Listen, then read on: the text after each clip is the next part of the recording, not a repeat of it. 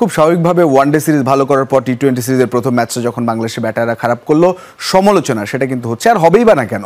কারো আন্তর্জাতিক ক্যারিয়ার ৩-৪ বছরের, কারো আবার ৭-৮ বছরের, এমনকি ১০ বছরের বেশি সময় ধরে আন্তর্জাতিক ক্রিকেট খেলার পরও গেম সেন্স কিছুতেই রপ্ত করতে পারে না বাংলাদেশের ব্যাটাররা।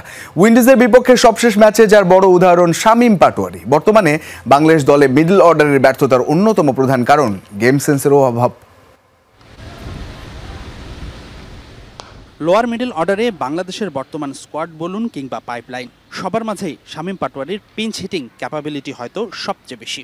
মাঠে নেমে প্রথম বল থেকেই বাউন্ডারি হাঁকানোর সক্ষমতা রাখেন শামীম, তাই তো টি-20 দলের খুবই গুরুত্বপূর্ণ সদস্য তিনি।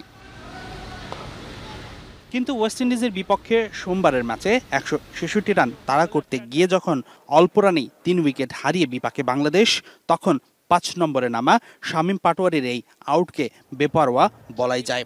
কেবল এই ম্যাচ নয়, এর আগেও একাধিকবার এমন পরিস্থিতিতে দায়িত্বজ্ঞানহীন ব্যাটিং করে উইকেট বিলিয়ে দিয়ে এসেছেন শামীম। তাই হয়তো ম্যাচ শেষে লিটন দাসও আটকাতে পারেননি হতাশা। I was very upset regarding Shamim batting, the way he batted. He had to think about little bit because of every time you can't come and enjoy the batting all the time. You have to take responsibility and he have to. তবে এই সমস্যা যে কেবল একা শামীমের তা কিন্তু নয়। ম্যাচের পরিস্থিতি বিবেচনা না করে অপ্রয়োজনীয় ঝুঁকি নিয়ে উইকেট বিলিয়ে দেওয়ার ঘটনাটা অধিকাংশ ম্যাচেই ঘটায় টাইগার ব্যাটাররা।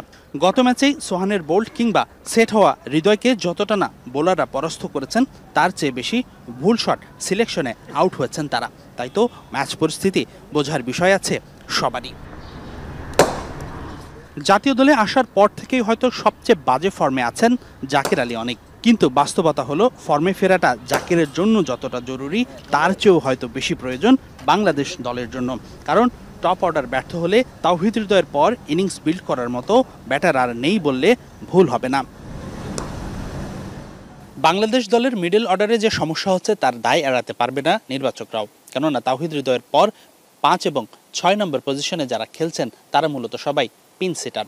এ জায়গায় স্পেশালিস্ট মিডল অর্ডার ব্যাটার কিন্তু নেই, যার ফলে অধিকাংশ সময়ে বাংলাদেশের টপ অর্ডার ব্যর্থ হলে ইনিংস বিল্ড করতে পারছেন না এই পজিশনের খেলোয়াড়রা।